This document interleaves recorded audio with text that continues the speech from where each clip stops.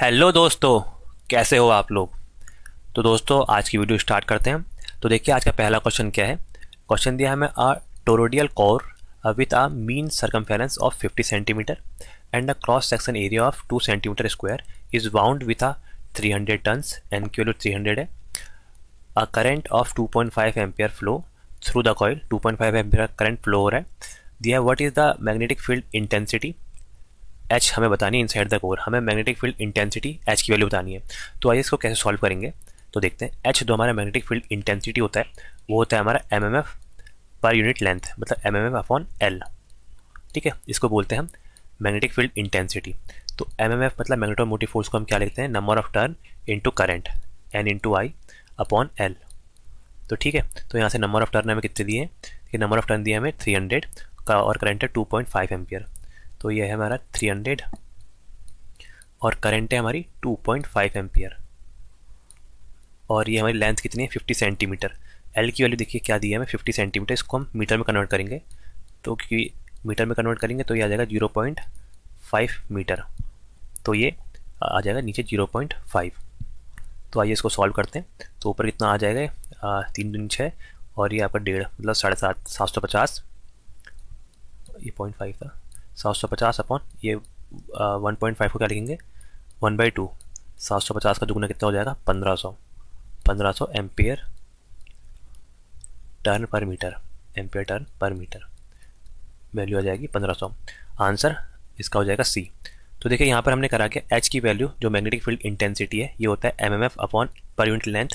M M F को हम लिखते हैं number of turn into current N into I upon length. यहाँ से एन की वैल्यू पुट करी, आई की वैल्यू पुट करी और लेंथ देखिए यहाँ पर हमेशा मीटर में होती है तो हमने इसको मीटर में कन्वर्ट करा, वो आ गया हमारे 0.5 मीटर।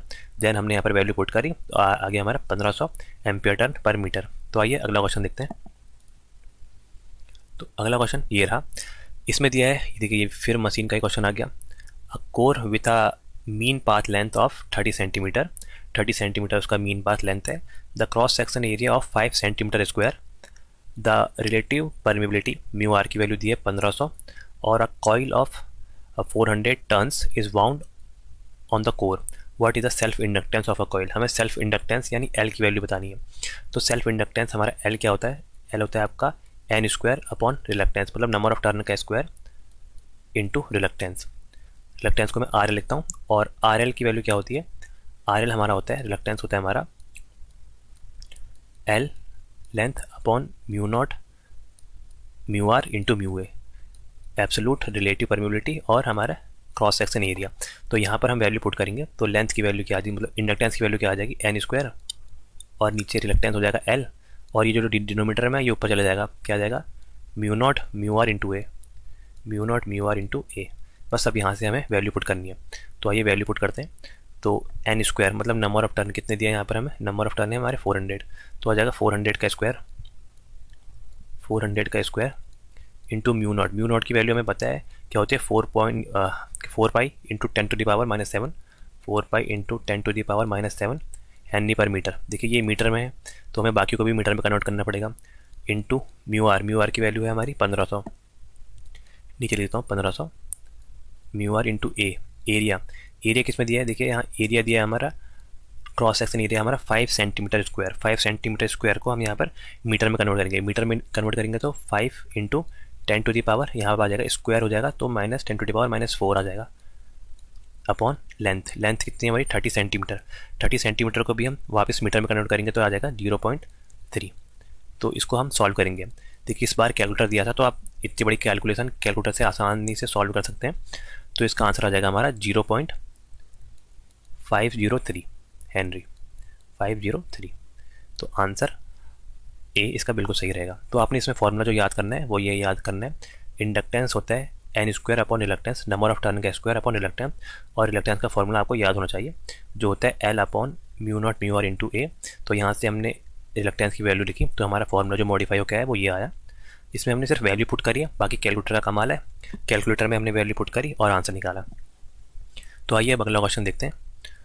तो अगला क्वेश्चन क्या दिया है, अगला क्वेश्चन दिया हमें 480 volt 60 hertz single phase load consist of a 10 ohm resistor element and 20 millihenry inductive element connected in parallel, ठीक है, आर और एल हमारे पैरेलल में दिए हैं। तो पूछा what is the power factor of the combined load, तो हमें पावर फैक्टर बताना है इस कंबाइंड लोड का। तो देखिए इसको कैसे सॉल्व करेंगे। तो इसको सॉल्व करने के लिए हमें पहले जो जो वैल्यू दी है वो हम लिख देते हैं। यहाँ पर आर की वैल्यू हमें दी है वो है हमारी 10 ओम, रेजिस्टेंस हमारा 10 ओम दिया है, और हमारी इंडक्टेंस की वैल्यू दी है 20 मिली हेनरी। हमें पावर फैक्टर निकालना है, तो हमें पहले जो एल है इसको एक्सएल में कन्वर्ट करना पड़ेगा, जिनको बोलते हैं इंडक्टिव रिएक्टेंस। इंडक्टिव रिएक्टेंस होता है 2πfl या ओमेगा एल। ओमेगा एल को हम लिखते हैं 2πf, तो 2πf इंटू एल। तो यहाँ पर हम इसकी वैल्यू पुट करते हैं 2 इंटू कितना है 3.14, पाई की वैल्यू होती है 3.14, और फ्रीक्वेंसी है हमारी यहाँ पर 60 हर्ट्ज, फ्रीक्वेंसी 60 हर्ट्ज, और एल की वैल्यू है हमारी 20 मिली हेनरी, 20 इंटू 10⁻⁻3। तो इसको हम सॉल्व करेंगे तो ये हमारा कितना आ जाएगा, ये आएगा हमारा 7.54 ओम, 7.54 ओम इसकी वैल्यू आ गई हमारी एक्सएल की वैल्यू। अब हमें यहाँ से पावर फैक्टर निकालना है। तो पावर फैक्टर कैसे निकालेंगे, पावर फैक्टर इसके केस में क्या होता है, पावर फैक्टर होता है हमारा XL inductive reactance upon total impedance Z, ठीक है। तो एक्सएल की वैल्यू हमें कितनी दी है 7.5, और जेड क्या होता है √r² plus x², √r² plus x² मतलब r का स्क्वायर, रेजिस्टेंस का स्क्वायर 10 का स्क्वायर, प्लस x है हमारा 7.5 का स्क्वायर। तो हम इसको सॉल्व करना है बस। तो यहाँ से 7.5 ऊपर वैसे आ जाएगा, और नीचे कितना आ जाएगा हमारा 12.52। तो इसको हम यहाँ से डिवाइड करेंगे तो हमारा आंसर आ जाएगा 0.602। तो पावर फैक्टर की वैल्यू आ गई 0.602, आंसर बी इसी के आसपास है 0.603। तो यहाँ पर आप इस चीज़ को याद कर लीजिएगा, पावर फैक्टर जो इस केस में होता है वो होता है RL अपॉन जेड, जहाँ जेड को हम √r² प्लस x² लिखते हैं। तो आइए अब नेक्स्ट क्वेश्चन देखते हैं। तो नेक्स्ट क्वेश्चन क्या है, ये हमें दिया है आपका an industrial plant has a total load of 500 kVA at 0.7 power factor lagging. The plant is supplied by a 480 volt 60 hertz 3-phase line. 200 kVAr capacitor bank is install to improve the power factor. ठीक है, हमने एक इसमें 200 kVAr का capacitor bank install करा है power factor को improve करने के लिए। तो पूछा what is the new apparent power drawn from the supply. तो हमें नई एस की वैल्यू बतानी है। पहले एस की वैल्यू तो दी है 500 kVA, हमें न्यू एस की वैल्यू इसमें बतानी है कितनी होगी। तो आइए इसको सॉल्व करते हैं। तो यहाँ पर हमें क्या दिया है, जो पहले जो स्टार्टिंग में एस की वैल्यू है टोटल पावर की, एपरेंट पावर की, वो है हमारी 500 kVA, 500 kVA, और किस पावर फैक्टर में, एट 0.7 लैगिंग पावर फैक्टर हमारा 0.7 लैग है। और इस टाइम हमें पहले यहाँ पर इस टाइम पावर की वैल्यू, एक्टिव पावर की वैल्यू निकालेंगे। पी क्या होता है हमारा एस cos phi, मतलब total power apparent power into cos phi जो हमारा पावर फैक्टर है। तो यहाँ से टोटल पावर हमारी कितनी है, वो है 500 kVA, और हमारा पावर फैक्टर है 0.7, 7×5 = 35, तो ये कितना आ जाएगा 350 किलोवाट, क्योंकि kVA में है तो पावर की वैल्यू आ गई किलोवाट। देखिए अगर हम कैपेसिटर वगैरह कोई भी चीज़ यूज़ करते हैं ना, तो हमारी एक्टिव पावर पी इसमें कोई फ़र्क नहीं पड़ता, लेकिन रिएक्टिव पावर चेंज हो जाती है। तो हमें पहले केस में हमें रिएक्टिव पावर निकालनी पड़ेगी। मैं यहीं पर निकाल रहा हूँ, ये पहले वाले केस के लिए रिएक्टिव पावर कैसे निकालेंगे, क्यू की जो हम इस बार वैल्यू निकालेंगे, क्यू की वैल्यू क्या आएगी √ जो हमारा एस का स्क्वायर है, मतलब टोटल एपरेंट पावर का स्क्वायर, इसमें से माइनस जो एक्टिव पावर जो हमने निकाली इसका स्क्वायर माइनस करेंगे। तो एस का स्क्वायर है हमारा 500 का स्क्वायर, 500 का स्क्वायर माइनस पी जो हमारी एक्टिव पावर है वो कितनी निकाली हमने 300 का स्क्वायर, इसको माइनस करेंगे तो हमारी रिएक्टिव पावर आ जाएगी पहले केस में। तो वो हम सॉल्व करेंगे तो वो हमारी रिएक्टिव पावर आ जाएगी 357.07, मतलब 357 के आसपास 357 kVAr। ये हमारी क्यू की वैल्यू आ गई। अब क्या दिया है इसमें, हमने एक फिर 200 kVAr का कैपेसिटर बैंक इंस्टॉल करा है, तो उस टाइम हमारा पावर फैक्टर इंप्रूव हो गया, तो नई एस की वैल्यू बतानी है। तो देखिए इसको हम कैसे सॉल्व करेंगे, फिर इतना हमें दिया है। अब हम यहाँ पर से नए एस की जब वैल्यू, नए क्यू की वैल्यू कैसे निकालेंगे, क्यू जो हमारा न्यू आएगा, क्यू न्यू वो आएगा जो हमारी क्यू की वैल्यू है, क्यू जो निकाला है माइनस जो कैपेसिटर बैंक ने इंस्टॉल करा उसकी कैपेसिटी कितनी है। तो अभी हमने क्यू की वैल्यू निकाली, वो आई हमारी कितनी आई थी, हमारी 357 के आसपास थी, और माइनस जो हमने नया वो निकाल रखा है कैपेसिटर बैंक लगा रखा है वो 200 kVAr का है। तो इसको कम करेंगे तो आ जाएगा 157, ये माइनस है 157 आपका kVAr, और हमारी Q की वैल्यू 157 होगी। तो इस केस में पावर फैक्टर पूछा है, मतलब इस केस में हमने S की वैल्यू पूछी है, S न्यू कैसे निकालेंगे। देखिए तो new apparent power S new की वैल्यू क्या हो जाएगी, एस न्यू हो जाएगी हमारी पी का स्क्वायर प्लस क्यू का स्क्वायर। पी जो हमारा पहले का है और क्यू जो हमारा न्यू आ रखा है, क्योंकि पी कांस्टेंट रहता है, एक्टिव पावर कांस्टेंट रहती है कोई भी हम अगर उसमें कंपनसेटिव एलिमेंट का यूज़ करते हैं, ठीक है। तो पी की वैल्यू हमारी कितनी थी 350 का स्क्वायर प्लस क्यू की वैल्यू अभी कितनी आई है हमारी 157 का स्क्वायर। तो ये हमारा आ जाएगा 383.6 kVA kilowatt, kVA kilowatt ampere.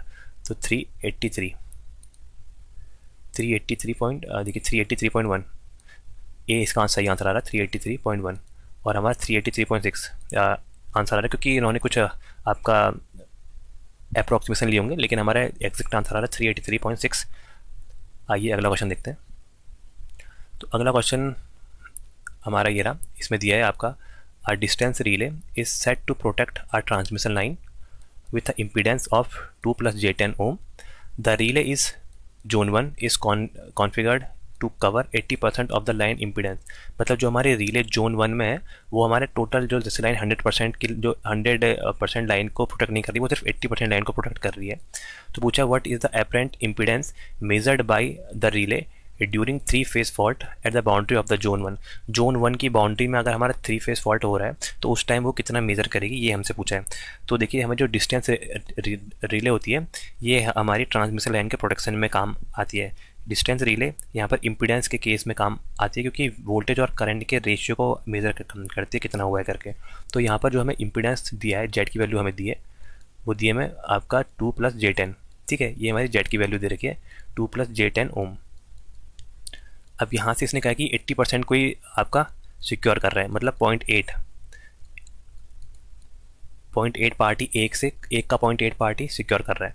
तो यहाँ पर ये मेजर कितना करेगा फॉल्ट के टाइम, देखिए फॉल्ट के टाइम में मेजर कितना करेगा, मेजर करेगा आपका जितना हमारा सेव कर रहा है 0.8 और हमारा जेड जो हमारे जेड दिया, जेड की वैल्यू कितनी है 2 + J10, ठीक है। तो 2 × 0.8 हो जाएगा 8 दूनी 16 1.6 प्लस यहाँ पर जे ये हो जाएगा 10 × 0.8 ये हो जाएगा 8 ओम 1.6 + J8। तो मेजर कितना करेगा 1.6 + J8, 1.6 + J8 answer D 1.6 + J8 इसका सही आंसर होगा, ठीक है। तो यहाँ पर 80% कर रखा है इसलिए हमने 0.8 कर रखा है, ठीक है। बाकी इम्पीडेंस यही है 0.8 से हमने मल्टीप्लाई कर दिया। आइए अब नेक्स्ट क्वेश्चन देखते हैं, वो क्या है। ये हमारा कोएक्सियल केबल का, इस बार कोएक्सियल केबल के इन्होंने हर शिफ्ट में 2-2 3-3 4-4 क्वेश्चन भर ही रखे हैं। तो दिया है a coaxial cable has a velocity factor VF की वैल्यू दी है 0.66 if the signal has takes 500 nanosecond to travel from one end to the another, what is the length of the cable. तो हमें लेंथ बतानी cable की कितनी रहेगी। तो आइए इसको सॉल्व कैसे करेंगे। तो इसका एक हमारा जो सिंपल फॉर्मूला है हम उससे करेंगे, और ये हर शिफ्ट में सेम फॉर्मूले पर क्वेश्चन आ रखे हैं। लेंथ आप फॉर्मूला याद कर लीजिएगा, लेंथ किसके बराबर होती है, लेंथ हमारी होती है वेलोसिटी, लिख देते हैं उसको पूरा, वेलोसिटी इंटू टाइम, कितनी वेलोसिटी के लिए कितने टाइम तक का हमारी सिग्नल गया है उसको हम बोलेंगे उसकी लेंथ। तो हम पहले वेलोसिटी कैसे निकालेंगे। देखिए वेलोसिटी का फॉर्मूला क्या होता है, क्योंकि यहाँ पर वेलोसिटी फैक्टर दिया है तो हम वेलोसिटी फैक्टर को यहाँ पर वेलोसिटी निकालने के लिए यूज़ करेंगे। वेलोसिटी हो जाएगी हमारी, velocity is equal to velocity factor VF लिखता हूँ into speed of light. Speed of light यहाँ पर से मल्टीप्लाई करेंगे। स्पीड ऑफ लाइट की वैल्यू हमें पता है 3 × 10⁸ मीटर पर सेकंड होती है, या किलोमीटर में कहेंगे तो 3 लाख किलोमीटर पर सेकंड। तो इसको सॉल्व करेंगे तो यहाँ पर से VF की वैल्यू कितनी है हमारी 0.66 और C की वैल्यू स्पीड ऑफ लाइट है हमारी 3 × 10⁸। तो इसको हम सॉल्व करके यहाँ पर वैल्यू रखते हैं। हम यहाँ पर सीधे ही वैल्यू रख देते हैं फिर इसकी। तो ये वैल्यू रख के क्या आएगा हमारा, कलर चेंज करता हूँ। तो वेलोसिटी की वैल्यू आ गई हमारी 0.66 × 3 × 10⁸, ये हमारी स्पीड ऑफ लाइट है। अब यहाँ पर से मैं टाइम की वैल्यू रखता हूँ। टाइम था हमारा 500 नैनोसेकंड, मतलब 500 × नैनो मतलब 10⁻⁹ 10⁻⁹ यहाँ पर करेंगे तो ये हमारा कितना आ जाएगा, ये आएगा आपका 1.98 और यहाँ पर से हो जाएगा ये आपका 51.98 × 50, ये आ जाएगा 99 मीटर। तो लेंथ की वैल्यू आ गई 99 मीटर, L की वैल्यू आ गई 99 मीटर। आंसर ए इसका सही रहेगा, ठीक है। तो यहाँ पर ये फॉर्मूला याद कर लीजिएगा आप, लेंथ होता है आपका वेलोसिटी इंटू टाइम, जहाँ पर वेलोसिटी होता है आपका velocity factor into speed of light c। ठीक है, तो इससे हमने ये क्वेश्चन सॉल्व करा। आगे अगला क्वेश्चन देखते हैं। तो नेक्स्ट क्वेश्चन हमारा आपका बेसिक इलेक्ट्रॉनिक्स का आ गया। इसमें दिया है जीनर डायोड रेगुलेटर है। Circuit has a input voltage of 12 volt. Input voltage हमारी 12 वोल्ट, जीनर वोल्टेज है 6 वोल्ट, और दिया है द सीरीज में आर की वैल्यू है आपका 120 ओम, और जीनर करंट हमें बताना है, और लोड में आर एल की वैल्यू है 600 ओम। तो देखिए इसमें कैसे सॉल्व करेंगे। तो देखिए यहाँ पर क्या दिया है, 12 वोल्ट की सप्लाई है, सप्लाई 12 वोल्ट की है, 12 वोल्ट की हमारी सप्लाई होगी। ठीक है, और यहाँ पर जीनर डायोड है, जीनर डायोड ऐसे, ये जीनर डायोड लगा है क्योंकि जीनर डायोड लगता है पैरेलल पर। ठीक है, इसके बाद सोर्स और इसके बीच में आर एस की वैल्यू जो हमें दी है वो दी है 120 ओम, 120 ओम, और लोड है यहाँ पर, लोड है हमारा 600 ओम, ये 600 है, 600 ओम। तो यहाँ पर पूछा है कि जीनर करंट कितनी होगी, मतलब यहाँ पर करंट बतानी है हमने, इसमें करंट बतानी आई एल, जीनर करंट बतानी है, और इसके जो इसमें वोल्टेज ड्रॉप दिया है वो दिया है हमारा 6 वोल्ट। ठीक है, तो पहले हम यहाँ पर केवीएल लगा देते हैं। यहाँ पर केवीएल लगाएंगे तो यहाँ पर 6 एम्पीयर यहाँ आएगी, बाकी इधर पर जाएगी। तो ठीक है, यहाँ से एक आई एस करंट आएगी जो सोर्स की करंट होगी, और यहाँ पर से एक करंट ये है लोड की करंट। तो हम सोर्स की करंट में से जब लोड की करंट माइनस करेंगे तो हमें जीनर की करंट मिलेगी आई जेड। तो यहाँ पर से हम अब इसकी वैल्यू निकालते हैं। तो सबसे पहले हमें इसमें क्या करना पड़ेगा, हमें सोर्स की वैल्यू आई एस करंट की वैल्यू निकालनी पड़ेगी। देखिए आई एस करंट की वैल्यू कैसे निकालेंगे, ये यहाँ पर जो वोल्टेज है और यहाँ पर जो वोल्टेज है इसको माइनस करेंगे और अपॉन 120 करेंगे। तो आइए मैं आपको दिखाता हूँ। तो यहाँ पर जो इसकी वैल्यू आएगी लोड करंट, सोर्स करंट की आई एस, वो आएगी आपकी सप्लाई वोल्टेज वी एस, जो सप्लाई वोल्टेज है, माइनस जो हमारे जीनर वोल्टेज है, क्योंकि यहाँ पर जो वोल्टेज आएगा वो आएगा 6 वोल्ट। ठीक है, और यहाँ पर जो हमारा वोल्टेज है वो है 12 वोल्ट, यहाँ 12 आ जाएगा, यहाँ 6 आ जाएगा। तो current higher to lower flow होती है, मतलब 12 माइनस 6 अपॉन रेजिस्टेंस की वैल्यू, मतलब जो सोर्स का रेजिस्टेंस है आर एस, ये कितना आ जाएगा आपका 12 माइनस 6 अपॉन आर एस की वैल्यू है 120। तो ये आ जाएगा 6 अपॉन 120, 6 अपॉन 120 आ जाएगा आपका। तो ये आपका 1/2 आपका 0.05 एम्पियर, 0.05 एम्पियर, या मिली एम्पियर में कर देते हैं, ज़्यादा सही लगेगा। मिली एम्पियर में करेंगे तो 50 मिली एम्पियर आ जाएगा, क्योंकि 3 जीरो वहाँ चले जाएंगे। तो 50 मिली एम्पियर हमारे सोर्स करंट की वैल्यू आ गई। अब देखिए यहाँ से लोड करंट की वैल्यू कैसे निकालेंगे हम, क्योंकि हम जब लोड करंट की वैल्यू निकालेंगे, लोड करंट में की वैल्यू और से सोर्स करंट की वैल्यू से लोड करंट की वैल्यू माइनस करेंगे, तब हमारी जीनर करंट की वैल्यू आएगी। तो लोड करंट की वैल्यू हमें ये निकालनी है, लोड करंट ये, क्योंकि वोल्टेज यहाँ पर पैरेलल में है तो वोल्टेज सेम रहेगा। तो आई एल की वैल्यू आएगी लोड करंट की, वो आ जाएगी 12 वोल्टेज है, और आपकी आर की वैल्यू है 600। तो 12 अपॉन 600, देखिए यहाँ पर 12 नहीं आएगा, लेकिन यहाँ पर क्या आएगा 12 माइनस 6, क्योंकि यहाँ पर भी वोल्टेज यहाँ 12 माइनस 6 हो जाएगा, तो यहाँ पर 6 वोल्ट आएगा। तो 6 अपॉन 600, 6 अपॉन 600 कितना हो जाएगा हमारा, 6 अपॉन 600 करेंगे तो आपका आ जाएगा 10 मिली एम्पियर या 0.01 एम्पियर। तो यहाँ से देखिए हमारी आई एस की वैल्यू आ गई और आई एल की वैल्यू आ गई। अब आई जेड की वैल्यू निकालेंगे। आई जेड की वैल्यू कैसे निकालेंगे, जो हमारी जीनर करंट की वैल्यू आएगी वो आएगी हमारी सोर्स करंट में से लोड करंट को माइनस करेंगे बाई यूजिंग केवीएल, सोर्स में से लोड को माइनस करेंगे तो आंसर आ जाएगा। तो यहाँ पर से कितना आएगा, सोर्स है हमारा 50 मिली एम्पियर और ये है हमारा 10 मिली एम्पियर, तो आ जाएगा हमारा 40 मिली एम्पियर। जीनर करंट की वैल्यू आ गई 40 मिली एम्पियर, तो आंसर डी बिल्कुल सही रहेगा। ठीक है, तो यहाँ पर हमने करा क्या, देखिए पहले हमने यहाँ पर से सोर्स की करंट निकाली आई एस, और आई एस निकालने के बाद हमने ये निकालनी थी आई एल, आई जेड। इसके लिए हमने पहले आई एल को माइनस करा, यहाँ से लोड करंट निकाल के उसको माइनस करा, तो जो करंट बची बाय के सी एल, तो वो करंट हमारी जीनर करंट कहलाएगी आई जेड। तो आइए अगला क्वेश्चन देखते हैं। A sine wave with a peak voltage of 5 volt is applied to a positive series clipper with a DC voltage source of 2 volt. The diode is silicon with a forward voltage of 0.7 volt. What is the output voltage when an input is 3 volt? हमें बताने output voltage क्या होगी जब हमारा input 3 volt है, और हमें दिया है एक हमारा यहाँ पर दिया है साइन वेव का दिया है जिसकी हमारी पीक वोल्टेज है 5 वोल्ट, और ये हमारा पॉजिटिव क्लिपर है जिसमें डीसी सोर्स है हमारा 2 वोल्ट का। तो देखिए इसको मैं आपको एक बार डायग्राम से दिखाता हूँ। तो ये देखिए, ये हमारी जो सप्लाई है वो साइन वेव है, साइन वेव ऐसी है, ठीक है। तो ये हमारी साइन वेव है, इसका जो पीक एम्पलीट्यूड है तो ये है हमारा 5 वोल्ट, ठीक है। 5 वोल्ट इसका पीक है। इसे बोला कि जब हमने 3 वोल्ट की सप्लाई दी है, मतलब 3 वोल्ट का मतलब मैं इसको दूसरे कलर से दिखाता हूँ।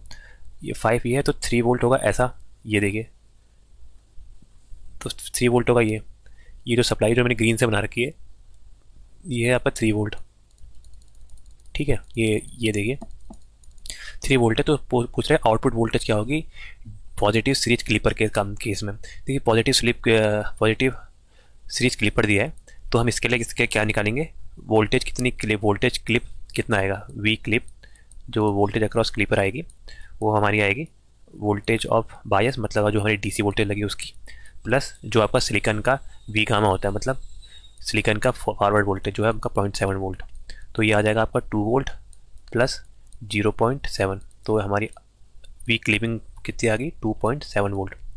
तो वोल्टेज की वैल्यू आ गई हमारी क्लिपिंग वोल्टेज की, वो आ गई 2.7 वोल्ट।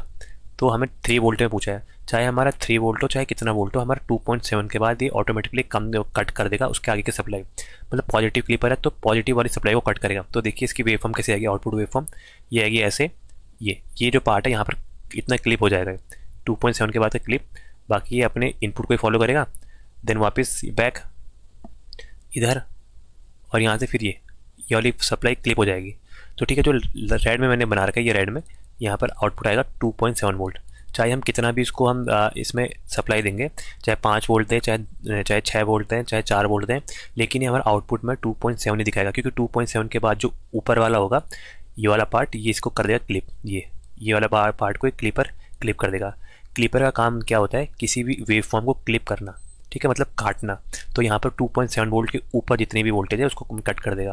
हमारा जो वोल्टेज थी उसका पीक वोल्टेज था हमारा 5 वोल्ट, ठीक है, ये इसकी पीक वोल्टेज थी 5 वोल्ट जो यहाँ पर है, और हमने आउटपुट में कितनी वोल्टेज दी है 3 वोल्ट, 3 वोल्ट दी है, जो मैंने आपको ब्लू से दिखा रखा है ये हमारी 3 वोल्ट वाली लाइन है।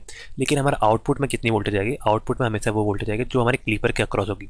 क्लीपर के अक्रॉस जो वोल्टेज है वो हमारी जो आपकी बेस वोल्टेज है, मतलब जो हमारी डीसी वोल्टेज है, प्लस डायोड के अक्रॉस की वोल्टेज, तो वो हो जाएगी 2 प्लस 0.7 आएगा 2.7। तो आउटपुट हमारी 2.7 वोल्टेज ही आएगी जो ये रही, तो इसका सही आंसर हो जाएगा ए 2.7 वोल्ट, ठीक है। तो आइए अगला क्वेश्चन देखते हैं।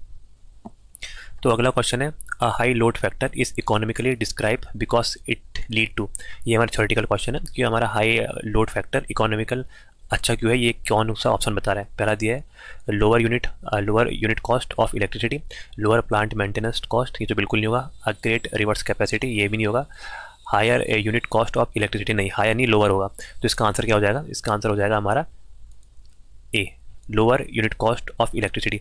जब हमारा लोड फैक्टर हाई होता है, देखिए लोड फैक्टर क्या होता है ना, लोड फैक्टर होता है हमारा average demand upon maximum demand, MD. जब हमारा लोड फैक्टर हाई होता है, हम चाहते हैं कि लोड फैक्टर हमारा इक्वल टू और नियर टू 1 हो, मतलब यूनिटी के बराबर हमारा लोड फैक्टर हो, तो हम उस केस में हमारा जो मैक्सिमम डिमांड होता है वही हमारा पीक डिमांड होता है, मतलब एवरेज डिमांड होती है वो पीक डिमांड होती है। तो और इस टाइम हमारा प्लांट टोटली यूटिलाइज होता है, मतलब अपनी पूरी कैपेसिटी में काम करता है, और इस टाइम जो हमारा यूनिट जनरेशन का कॉस्ट होता है वो भी कम आता है, ठीक है। तो इसका आंसर क्या हो जाएगा ए। आइए अगला क्वेश्चन देखते हैं। तो देखिए ये वाला क्वेश्चन जो था वो भी लोड में था, लोड फैक्टर का, और लास्ट क्वेश्चन जो आज का वो भी लोड फैक्टर पर ही है। वो दिया है what is the load factor of a power system means, मतलब लोड फैक्टर पावर सिस्टम में हाई लोड फैक्टर का क्या मतलब है, वही उसी टाइप का क्वेश्चन है। दिया है the power plant is operating efficiently and consistent load, B दिया total energy generated is low, the maximum demand of power system is very low, the power plant is often ideal and has a low reverse capacity. मैंने अभी बताया जैसे हमारा जो load factor है वो हमारा क्या था, average demand upon maximum demand, ठीक है। मैक्सिमम डिमांड अगर हमारा ये हमारा लोड फैक्टर हाई है, इसका मतलब क्या है, एवरेज डिमांड हाई है, क्योंकि मैक्सिमम डिमांड तो हमारी कांस्टेंट है, एवरेज डिमांड हाई मतलब ये हमारी पीक डिमांड होगी, और पीक डिमांड में हमारा जो आपकी पावर प्लांट है वो हमारा इफिशिएंटली काम करता है, मतलब फुल अपनी इफिशिएंसी में काम करता है। तो इफिशिएंसी इसकी हाई होती है और एक कांस्टेंट लोड को प्रोवाइड करता है आपको 24 आवर में जितने भी टाइम में चल रहा है, तो कांस्टेंट लोड को ये सप्लाई प्रोवाइड करता है हाई इफिशिएंसी के साथ। तो ये होता है हाई लोड पावर फैक्टर का मतलब। तो इसका सही आंसर हो जाएगा A, the power plant is operating efficiently with constant load, ठीक है। तो उम्मीद करता हूँ आपको वीडियो पसंद आएगी दोस्तों। Thank you so much.